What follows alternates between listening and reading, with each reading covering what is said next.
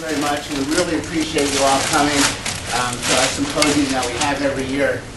It's just amazing to me how wonderful this symposium is. When I had the pleasure of meeting Mr. Kine 2 years ago, he started talking about me having the opportunity to come here and meet with you all and move to St. Genevieve and have the opportunity to work with you all on improving your health and improving my life down in St. Genevieve. This is one of the first topics we talked about. He told me how wonderful this symposium and the fair was, and I couldn't believe with the size of the community that we had such a great turnout. And every turnout is incredible.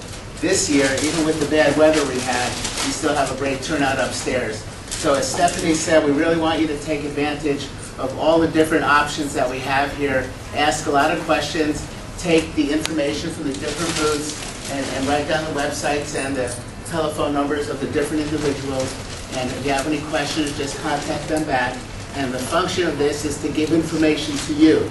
So you have opportunities to get questions asked and to learn information about different options here at the hospital and the community, and for us to bring all this into one venue for you to help answer your questions about your health care and health care of your family, and to also inform you of the opportunities that we have here at St. Genevieve County Memorial Hospital, specifically opportunities that you might not know that we provide here for you.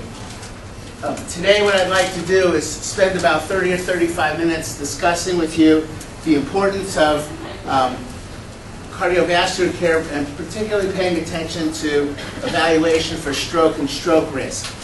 And the reason this is important is because stroke and cerebrovascular disease is the #1 cause of rehabilitation and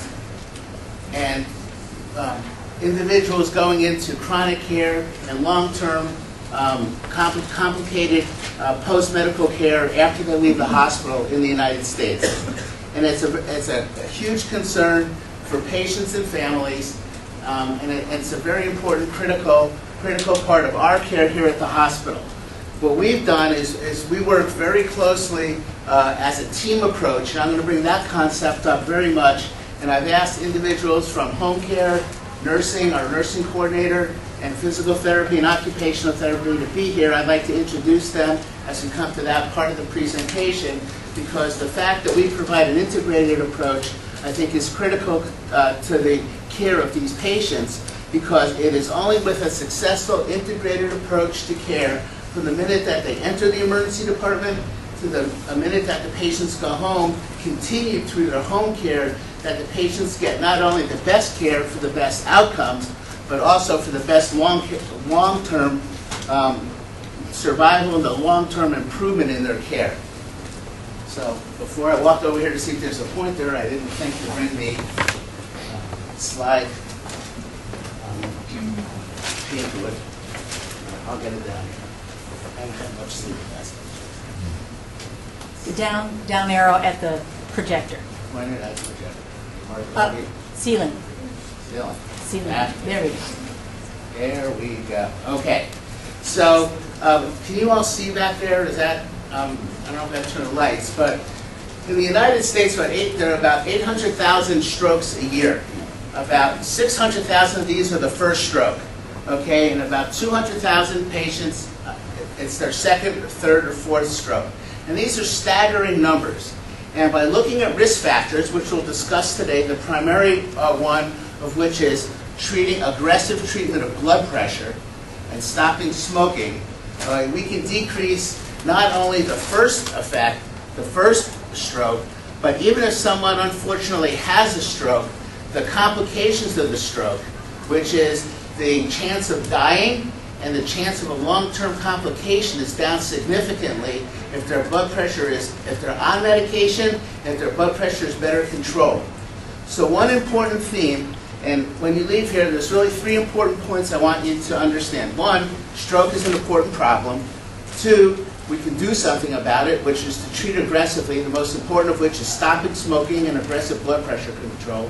And 3 is chronic care with your primary care provider and making sure that you have chronic medical follow-up. Those are the 3 important points to follow. So aggressive blood pressure blood pressure control is critical, and the lower the better. So stroke is the third leading cause of death in the United States after heart attacks and cancer, and it's accounted for about 1 out of every 17 deaths in the United States. And the final point I think is very important, because the final point says that since the late 2000s, the last set of data was published in 2005, the 2010 data is actually just getting published. And it sounds like it, why does that take so long? It's an incredible amount of data that has to be analyzed. These data sets are published in groups. They're published in groups of huge data sets that are published through what's called the Centers of Disease Control. It's not just one little study looking at high blood pressure. This is pulled out and stroke. It's looked at of data sets that looked at huge national databases for cancer, for AIDS, for all kinds of diseases. So they collect the data in groups of 5 years. So the 2010 data has been finalized, approved, and is being released. So the 2005 data shows this fact, which is very important, that stroke death, fell by 30%, and also the actual number of deaths have declined by 14%. So what that's telling us is that what we've been doing, which is aggressively treating blood pressure, and we've decreased smoking by 25 to 50%, is working. So what we've done in the previous 10 years in prevention is working. So even though stroke is still an important reason and a common reason for someone to come into the hospital, what we've done in the previous 10 years is working. We just have to be more aggressive and do more of it. So it tells us we're doing a good job, we have to do a better job. So that's good news. That's looking at the glass half full.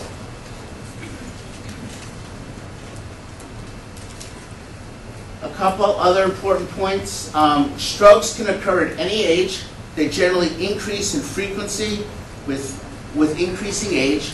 They can occur at any age. You can have a stroke when you're 2 months old. You can have a stroke when you're 10 years old. You can have a stroke when you're 80 or 90. The risk of having a stroke goes up significantly after the age of 55. It goes up significantly with other risk factors such as diabetes, smoking, and high blood pressure. Death rates vary with different ethnic groups, particularly African Americans and particularly individuals with other risk factors such as diabetes. Not surprisingly, a significant amount of the deaths occur in individuals who are older. And that's not such a shock, and that's because there are generally other comorbid conditions.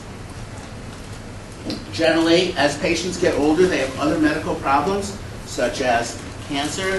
They may have had a heart attack. They may have had other medical problems. So as patients get older, they have other medical problems. So we have to be aggressive in looking for this, for treating their blood pressure, for treating their other problems, to hopefully prevent this from recurring. The other point that I'd like to, I don't know how could we maybe pull the screen down a smidge? I think it's down all the way. It's down as far as it can go? Yeah. Okay. The bottom point, which I'm going to bring up later when I talk about the chronic care, is that 20% of patients who have a stroke within 3 to 6 months are going to need institutional care. And that's huge. That's huge from a socioeconomic and from a medical economic perspective. Stroke is the #1 reason why individuals have a medical impairment. It's not work-related injuries, it's not occupational-related injuries, it's not disability from other related problems. It's stroke. Stroke is #1. So that's something we can do about it. So it's our job as medical providers, and it's the job of industry to work with their medical teams, and companies are getting very aggressive in their medical care of their workers to be proactive as opposed to reactive in treatment of their medical care of their workers, to treat them, to prevent these kind of problems, not just wait for an injury. They're being proactive in instituting health care. They're being proactive in treating patients for diseases, for treating them for obesity, diabetes, smoking, and high blood pressure to prevent these problems so they don't have a stroke. And they also have much better outcomes, and there's a huge amount of occupational medicine work that if you treat patients proactively, you have better work outcomes, which is a very interesting topic. Just one more final slide on the general overview and medical economics and the numbers. I mentioned this earlier, about 800,000 strokes, about 600,000 are the first event, 200,000 are multiple events. If you have an event which is a clinical event, and I'll describe what the symptoms are, but it lasts less than 24 hours, it's called a transient ischemic attack.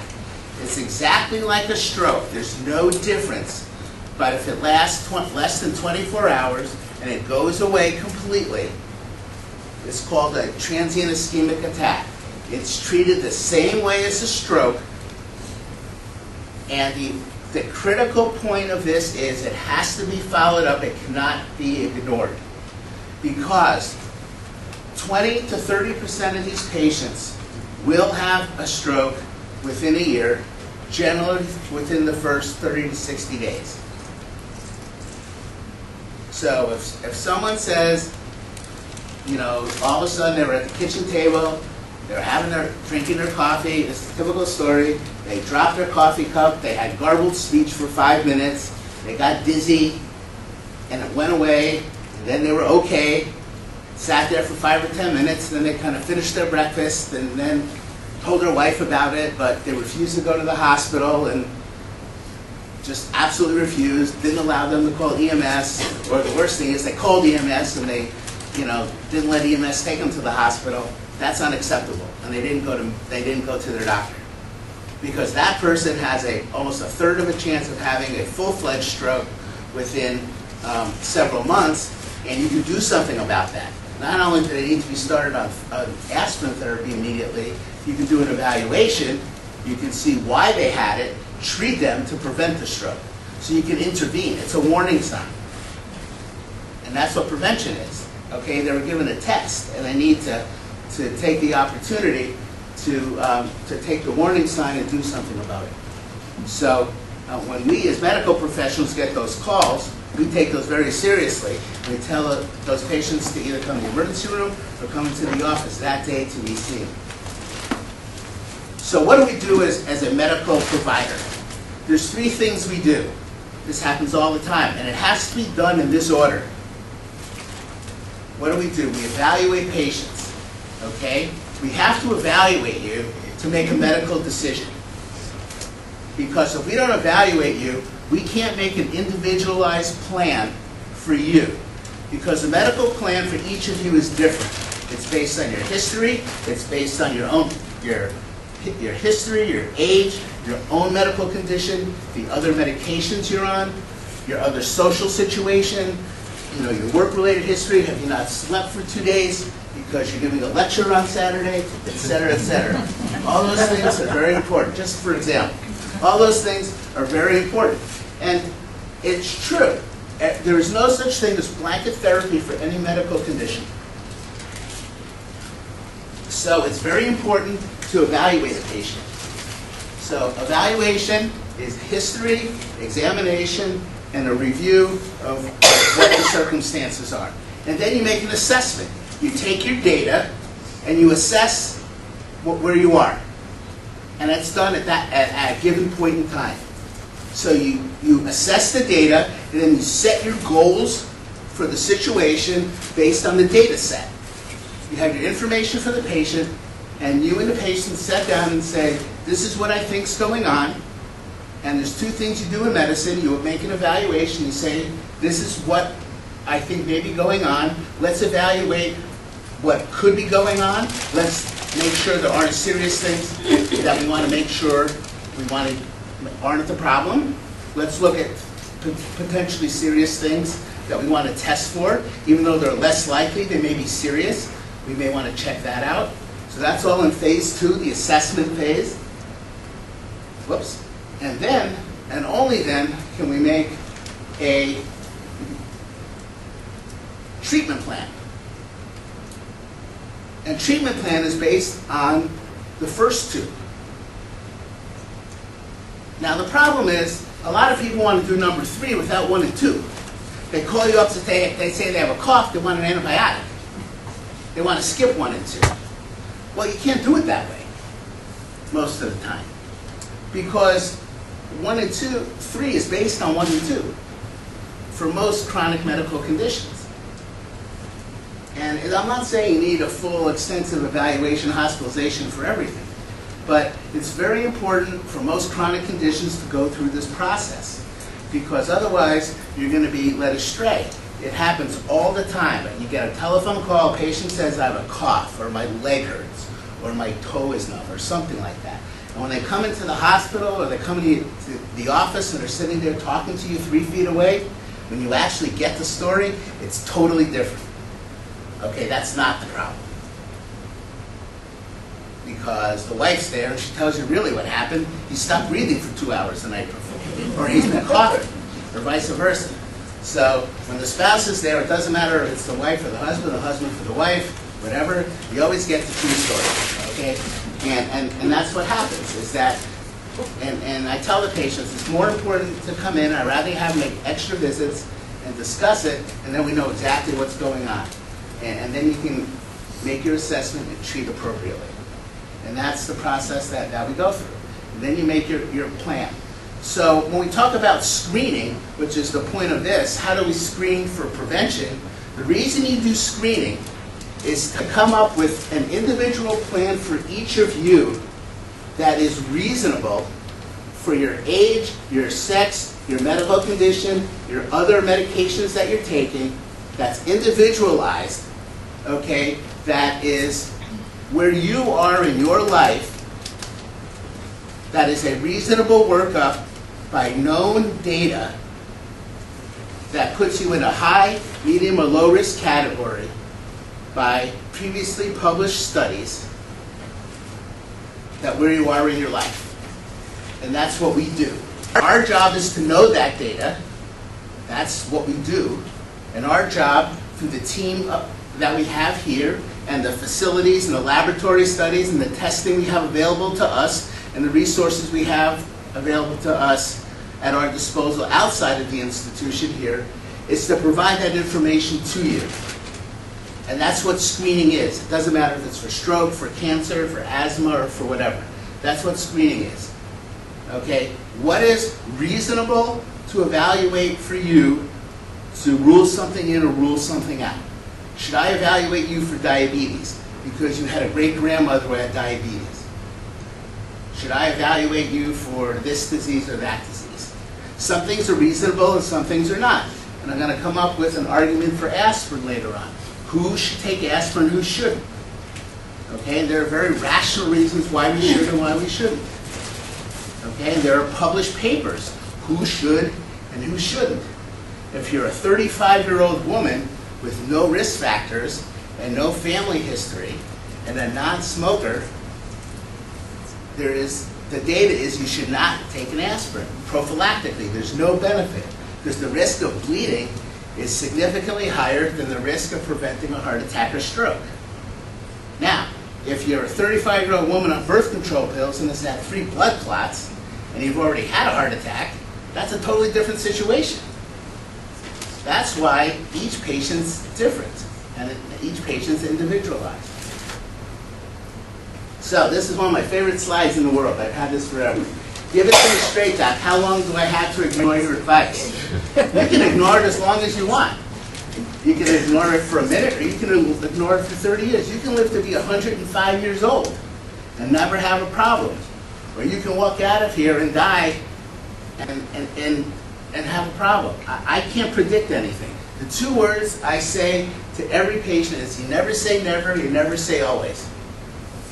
Because what we are is, our job here is your advisor, we're your coach. Our job is to provide the information that we have by our education and experience to help guide you through the medical process. And we're trying to stack the cards in your favor and to work with you to help coach you through the system. And that's what we do, that's our job. It is to help get you through the system. Now, we have to change things along the way. And what we're giving you is advice based on the data today. In 5 years, the recommendations may change. But the issue is we make a plan today. We may have to change it tomorrow because your condition changed, because the recommendations changed. The one key feature that you've all heard me say when I've given this talk before is the cardiovascular system, the blood vessel system through the body is connected. That's a key feature, which is that the blood vessels in the brain, the heart, the body are all connected. The blood vessels, it doesn't matter if it's in your brain, your neck, your heart, or your legs, are all connected. Okay, so if someone, for example, if somebody has a heart attack, there's a 35 to 50% chance that they have a moderate to high-grade lesion in one of the other two major vascular branches of the body, the brain, or what we call the peripheral vascular system. Another good example is someone that has a blockage in the neck blood vessel, which is a common reason to have surgery. They will refer them to me or to the primary care doctor for what they call clearance for surgery, for medical clearance. And what they want to know is, not are they going to survive the surgery from the neck perspective, because the surgeon knows that. He knows the surgical data. They're asking me about their heart, because there's a 50% chance they have a heart problem, because the surgeon knows from the data that with a high-grade lesion in the neck, there's a chance he has a problem in the heart. So the question is, they have to have their heart screened by a stress test or an ultrasound, or just by my history, by looking at their age, they have diabetes, do they smoke? Can I say that patient is at high, low, or medium risk for neck surgery? And if I do something about it, does it change the risk? If I give him a medicine, if I do this or do that, if I do a stress test on her, and if I do bypass surgery on her, will it change her risk for her neck surgery? And those are the decisions I need to make and communicate with the referring doctor. So that's the type of interaction. That's the reason why a lot of you have come here for stress tests, for example, for what they call preoperative clearance. Okay? It's to evaluate your heart, to say, can your heart tolerate the surgery that you're going to have on your knee, on your neck, on your eye, or whatever. So here's an example of a aorta, which is a big blood vessel in the body. And just to show you that it's a round blood vessel, and here's plaque, which is fat buildup in the vessel, and over time it thickens. And that generally isn't the problem. The problem occurs in patients when we have a little break, and I'll pass these around to show you. And what happens is we have a little break and a blood clot develops. And that's where we start getting trouble. And a blood clot develops, and then this blood clot really becomes a snowball effect. And then it totally clogs up, and it totally blocks off the whole blood vessel. And this open area is where blood flow goes, and then it clogs it off, and then it shuts off blood flow to that area. If it's in the brain, you get no blood flow, and it's called a stroke. If it's in the heart, you get no blood flow to that area of the heart, it's called a heart attack.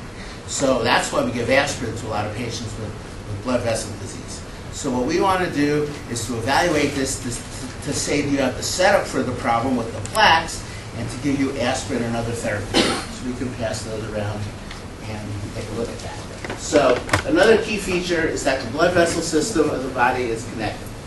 This is an example of an 18-year-old who unfortunately died in a motor vehicle accident, who had no known heart disease or cardiovascular disease, and this is his aorta, which is the main blood vessel in the body. As you can see, those big, thick, yellow things are fat streaks called atherosclerotic plaques in an otherwise healthy 18-year-old kid who unfortunately died in a car accident, a motor vehicle accident. So at 18 years old, he already has severe atherosclerosis.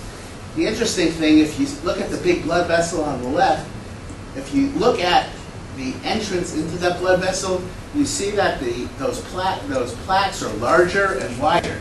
And that's where the blood flow goes in. So there's also effective blood flow. So blood flow has something to do with it. So the point of this slide is to show that even at a young age, we already have the development of atherosclerosis. This is an example of an artery from a heart showing that on the left we have the lumen, which is where the blood flow goes, and the C is the capsule of the plaque, and the L is where blood goes. And many of you may have had an angiogram, or families have an angiogram where they do a catheterization. They put dye in to look at the blood vessels to see if it needs to be opened up with the stent or bypass. That's what that is on the right. So this is an example where it was looked at under a microscope, and this is the dye test.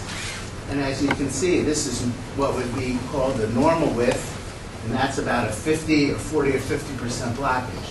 So that shows an artery that's been damaged. That's an example of a damaged artery.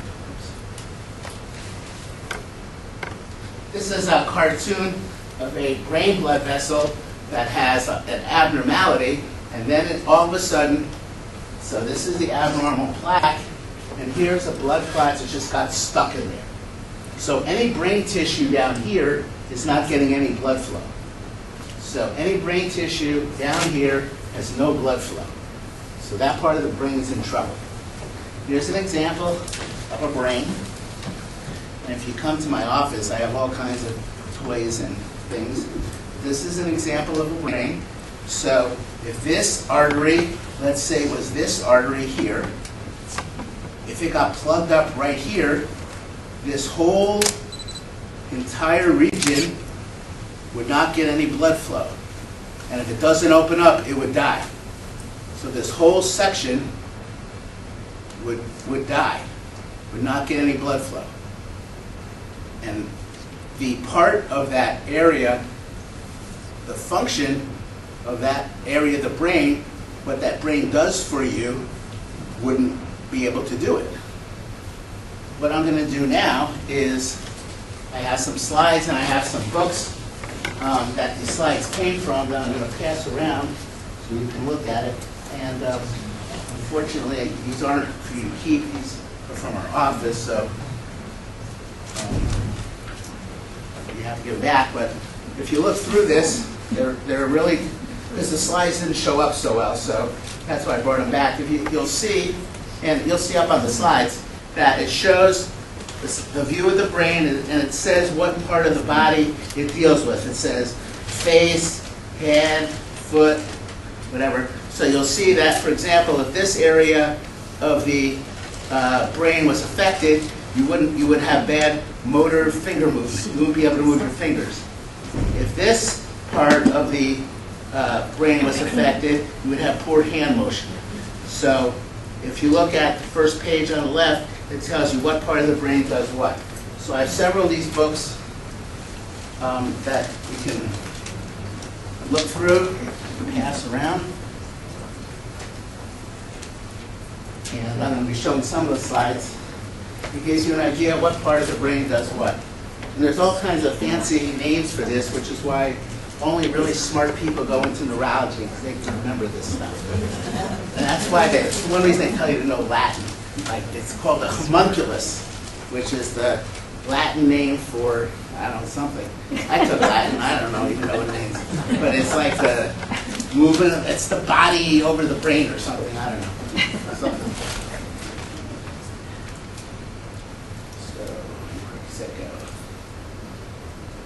Let's get that. Risk factors. Okay, so what puts you at risk for having a heart attack or stroke? Today we're talking about stroke. Far and away, no question, the two things we have to know that put you at risk, and most importantly, if you do something about it, changes your risk in your favor, is high blood pressure, hypertension, and smoking. When we look at the improvement in cardiovascular health in the last 30 years, the two areas, the two main reasons we've had a decrease in mortality from in cardiovascular disease is purely driven by decrease in strokes. It's only recently been shown that it's been decreased in death from overall mortality is decrease in heart attacks. It's purely from decrease in strokes. And that's because of two things. One, in 1964, the Surgeon General finally came out saying smoking is bad, and they put it on cigarette. They put it on, cigarette labels, and finally, the effect was delayed, and it's starting to take an effect in the population. So cigarette smoking has decreased from 75% of the population to 20%. That's huge. Number two is hypertension is being evaluated and treated more aggressively. And that's what we're seeing now. And hypertension, especially the top number, and that's another point, which is what we want to be concerned about in adults. When you go to the doctor, what we're concerned about in adult medicine is treating the top number. Okay, you start treating when the top number is over 140, and you want to get it under 140. And that's what we want to treat. So treating the top number with the medication that your provider picks to get it under 140, as long as you can tolerate the medication, okay, will absolutely decrease your risk for a heart attack and particularly stroke. And that's if you haven't had a stroke already, or even if you've had a stroke, it'll decrease your risk for a second stroke. So that's critical. So hypertension treatment will prevent your first stroke, and it'll prevent recurrent stroke. One other point on smoking. We're talking about smoking cigarettes. It does not matter how long you've been a smoker. From a cardiovascular perspective, you could have been a smoker for a month or for 30 years. When you stop smoking cigarettes, your risk from a cardiovascular perspective goes back to being a non-smoker within 6 to 12 months. And that's because, from a cardiovascular perspective, smoking causes heart attacks and strokes because it squeezes down on the blood vessel, it deprives the heart and the brain of oxygen, and it causes blood clotting. Okay, that's why you have a heart attack or stroke from smoking. Now that's different than lung cancer, where you talk about how many years somebody smoked. That's cumulative smoking. That's a different situation. That's how many cigarettes you smoked from the day one until today. That's a different issue. That's Dr. Liss's issue. That's a different issue. That's cumulative smoking. But from a cardiovascular perspective, if you've been smoking 30 years or 40 years, and you stop within a year, the fact that you've been a smoker is irrelevant to me as a cardiovascular risk factor. So that's very, very, very important to tell your patients. It's a very positive thing. Because they'll say, oh, I've been smoking for 30 years, what's the difference? You can tell them with certainty and look them in their eye and say, I promise you, your chance of having a heart attack or stroke is decreased, and your chance of dying of the heart attack or stroke or having a less severe stroke is improved if you stop smoking. So those are important features. High cholesterol also is important. What we call the non-modifiable risk factors, age, okay, men, postmenopausal women, either natural or surgical menopause. Premature history of heart disease, one quick point about that. When someone comes in and says that their mother or father had a heart attack or stroke, and they say that's a risk factor, the question you always need to ask is, were they smokers? Because in our generation, all of our parents smoked. So if mom or dad had a heart attack, but they smoked 2 packs of Camels a day, that's probably why they had the heart attack or stroke. So we just kind of dropped that out. Okay, but if mom had a heart attack at age 42 when she wasn't a smoker, that's very relevant to me, that I'm concerned about some genetic predisposition. Okay, so premature heart disease in a first-degree relative, mother, father, brother, sister, children, before the age of 55 who are non-smokers. That's important. So that's on the left. That's what we call primary prevention, people who have not previously had a vascular event. Now, of course, your highest risk for having a stroke is the fact that you already had one. Okay, 25% of patients who have had a stroke are going to have another stroke. The other group, unfortunately, the coloring was not the best choice, and I apologize. Patients with diabetes. Patients with diabetes especially patients who require insulin, are at equivalent risk for their first heart attack or stroke as individuals who have had a previous heart attack or stroke. So we treat patients with diabetes who haven't had a previous heart attack or stroke like they've already had one. So we treat them with the same medications as we treat the patients who have already had a heart attack or stroke.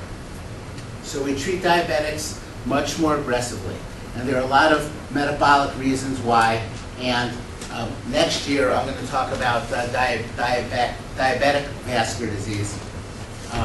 And that'll be my topic for next year. But I'll be happy to answer questions in the question and answer period related to that if you like. We could discuss that today. This is on treating high blood pressure. If you drop the top number of blood pressure by only 5, let's say from 155 to 150, you drop your risk for cardiovascular mortality in 10 years by 25%. That's huge. If you consistently drop your blood pressure from 155 to 150, you drop your 10-year risk for a stroke by 25%. That's incredible. The higher your blood pressure starts, the greater your improvement in your risk. So treating blood pressure is very important. And the lower, the better. So the lower you can get your blood pressure, the better. So if you can get your blood pressure down to 115/75, you're better off than having it at 130/80 if you can tolerate the medication. So normal blood pressure, 120/80, what we call pre-hypertension, which are patients who have adults over the age of 50 have a 90% lifetime risk of developing hypertension, is a blood pressure of 120 to 139/80 to 90. And diagnostic hypertension is over 140 on the top number and over 90 on the diastolic or lower number. And in adults, we look at the top number. The top number is the relevant number because that gives us our 10-year risk. So we just look at the top number. If you use your home monitor, please use the ones that go around your arm, not your wrist or your fingers, because the arm ones give the best results. And you want to be sitting for about 3 to 5 minutes. Okay, of course you don't want you smoking, but not smoking within 5 minutes and not having any caffeine within, it says 30 minutes for the recommendations, but that's generally impractical with aren't that many Starbucks here, but that's a good line in St. Louis. But without having coffee or something, within, 30 minutes. That's the definition of resting blood pressure.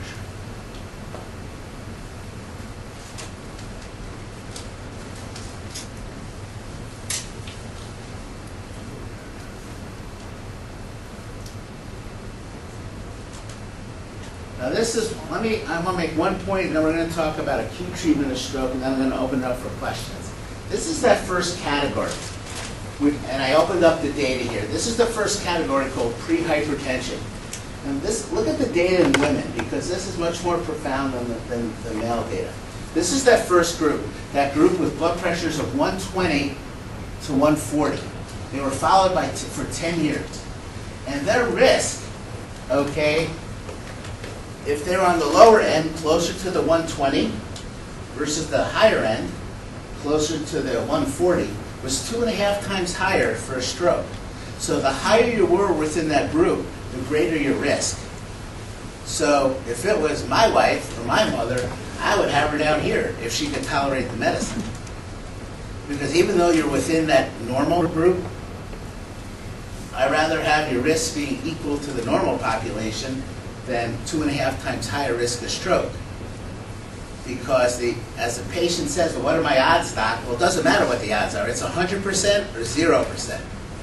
Right? When you go into an operation, if there's a 10% chance of this or 90% chance of that, that's a population-based number. With you sitting in that chair, it's 100% or 0%. You're alive or you're dead. Okay, you have a stroke or you don't have a stroke. And that's a very important point. Okay? Statistics are population-based. You are an individual. You either get the problem or you don't have the problem. There's no in between. So I want to stack the cards in your favor. So I would recommend getting a second medicine to get you down to here if it was me and my family. So I would prefer to be on the aggressive side, because I'd rather take a medicine that are now generic for another $2 or $3 a month and decrease my risk of a stroke than take a chance and have a stroke and worry about that. So the lower the better on the numbers. Let's skip that. Smoking's bad. Easy, skip that. You want to get your cholesterol down, at least the total less than 160, the LDL bad cholesterol less than 140.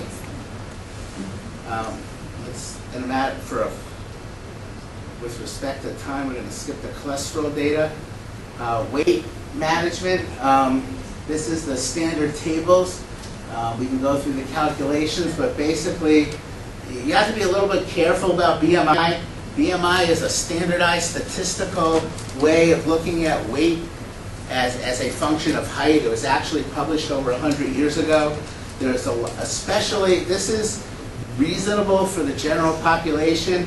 If you have somebody who exercises or somebody over the age of 65, these tables actually are not relevant, because people, especially people over the age of 65, when you start losing your height because of osteoporosis in your spine, your ratios aren't the same, because these tables were not made with people in a population over the age of 65. So they're not made for people over the age of 65. That's issue number one.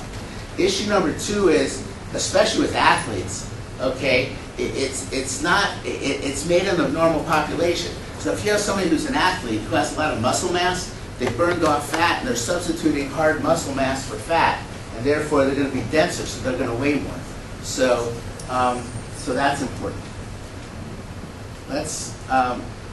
So when someone comes in with symptoms of a stroke, which is a sudden acute change in their neurologic status with a new symptom, it could be weakness, it could be a facial droop, it could be difficulty using their hands, it could be not being able to walk, it could be not being able to see, okay? And it occurs acutely, okay? That means there's an acute change in the function of the brain, okay? And this is the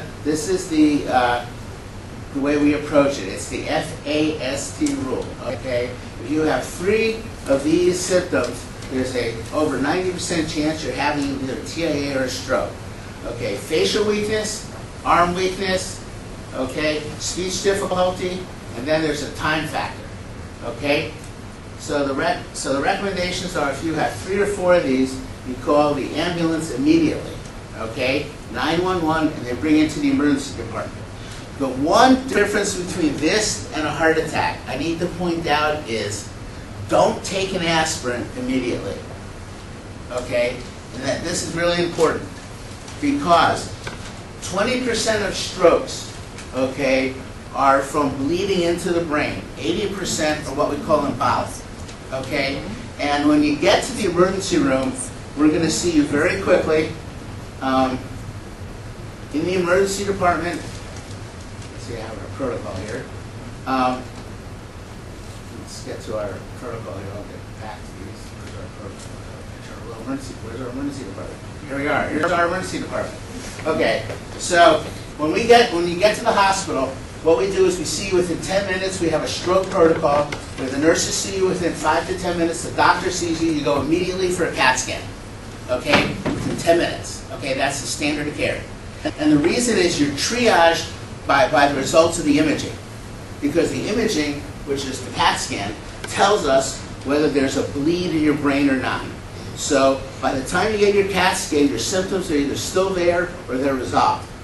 If it's less than 3 hours, okay, and your symptoms are still present and there's no bleed, then we're going to start treatment with a blood thinner, because the assumption is you still have a blood clogging up that artery in the brain. Okay? Then we give you, once we know that there's no blood in the brain, we give you an aspirin and we give you the blood thinner. Now this is different than if you have chest pain, severe chest pain, we tell you to take an aspirin and call 911. Okay?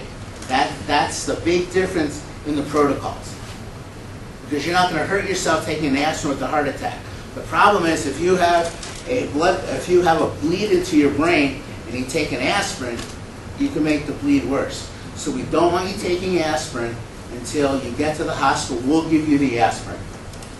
So acute new neurologic symptoms. Okay, we want, especially in two distributions like facial weakness and arm weakness. Okay, difficulty seeing acutely. You're sitting there reading the paper, all of a sudden half the newspaper goes black. Something like that. You're drinking your coffee, you drop it, your hand starts trembling, you can't speak. You can't see the newspaper. Those type of things. Okay? Hopefully you have one of those life alert bracelets. We can even set you up with that. Set you up with that system. That's one thing that our home care team does. Where you have your spouse or somebody call 911 and you can't hear immediately. And then we institute our protocol.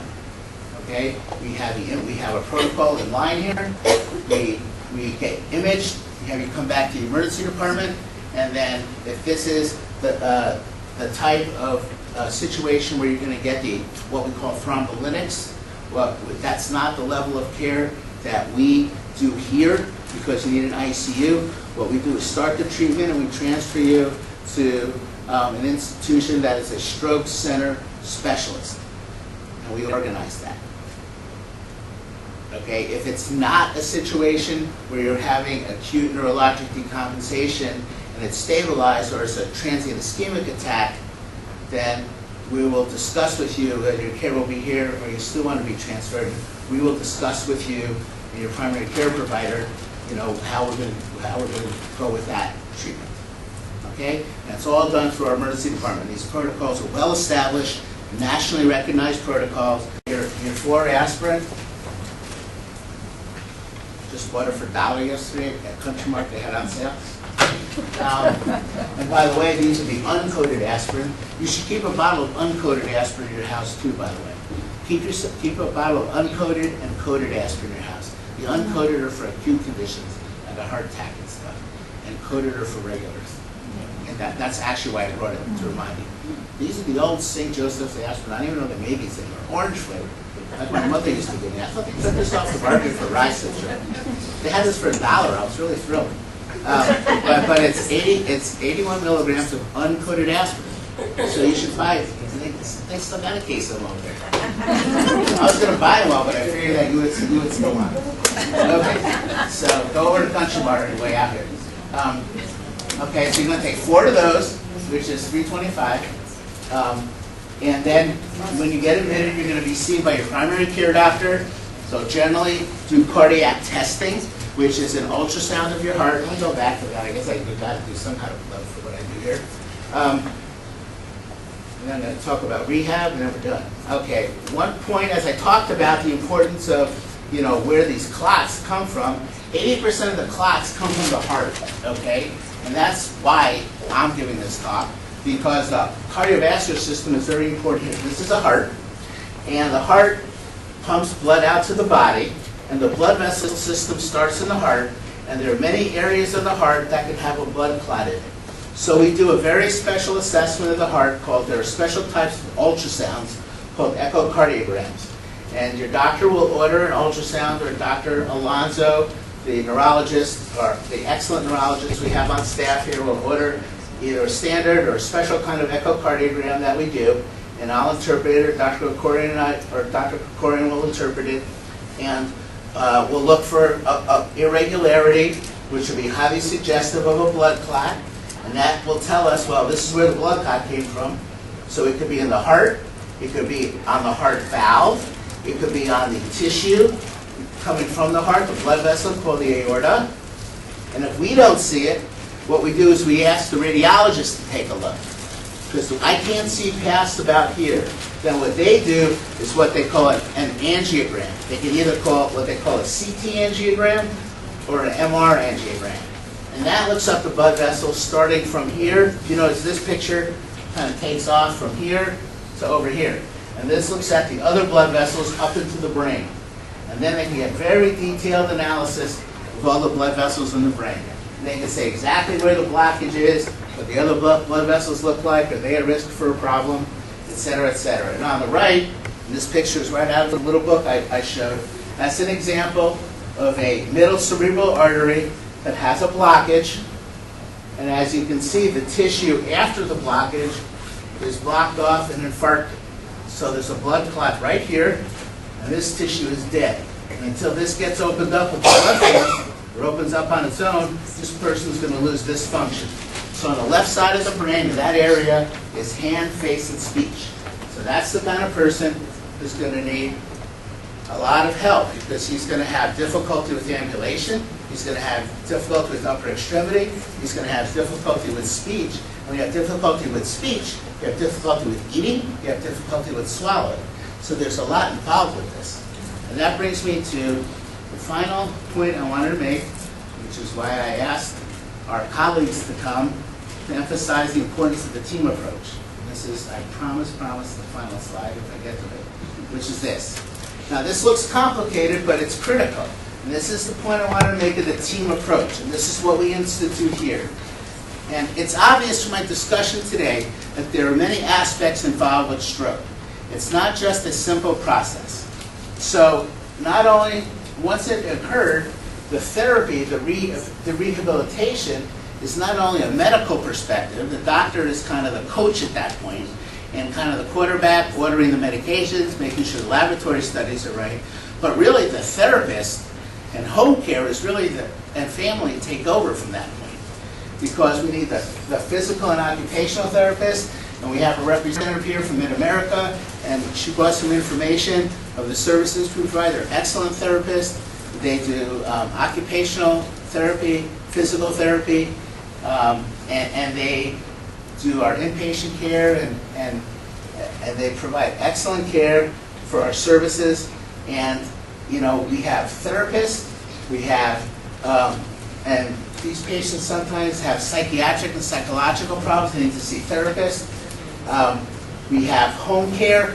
We have our home care coordinator that we have through the hospital, and that's an extensive job to take the work from the hospital out into the field, to make sure they get their medications, to make sure they get their supplies, because these patients have difficulty with transportation, getting their blood drawn, making sure they get to their visits, et cetera, et cetera. And then we have speech therapists. Sometimes these patients need home therapy. They need supplies delivered. They need durable medical equipment. And then, you know, patients need to see multiple doctors. They need their medical doctor. They need their neurologist. They need their physical physiatrist. They need their cardiologist. So there's a whole host of people that need to be seen, and they need coordinators and case coordinators. And generally, the case coordinator falls into two groups. It's generally either someone in the primary care doctor's office, okay, in most facilities, and in our institution, that's common because in a rural family care community, it's generally here, or it'll be the home care person. And Mona does a great job of that at our institution. So she'll coordinate a lot of the care. And in other places, it might be done in another doctor's office, like a neurologist's office. But here, we do it through, a lot of it is done through home care. And she'll call me saying, Dr. Bosner, I think he needs more therapy, or I think, would you consider him saying, you know, this for that? And I'll have the patient come in, or I'll call the primary, or whatever. But, you know, we get communications through the computer and calls and this and that, and it really is helpful for us, but most importantly for the patients. So the team approach is really the key thing. So in summary, a couple key points. Strokes are an important feature, not only epidemiologically, but there's something we can do about it. Okay, it's important to see your doctor on a regular basis. It's important to discuss all your medical conditions, let them know the other medicines you're taking. It's important to especially have your blood pressure controlled. It's important to not smoke. Cutting back doesn't help. You just can't smoke. That's one of those few things you just can't do.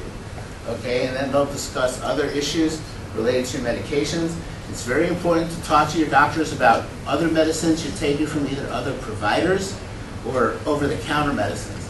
If you're in with our system, we're lucky because our electronic medical record, we can see what other providers are giving, but if you're seeing doctors outside of our system, we ask you to bring your pills with us so we can put it in our system. And that's important. And the other thing that's important is to try to make sure that you go to your therapy visits, because keeping your visits, going to your doctors, and getting your follow-up is important, because if you fall behind, then it's always harder to play catch-up on. So please make your visits, and if you can't, we understand.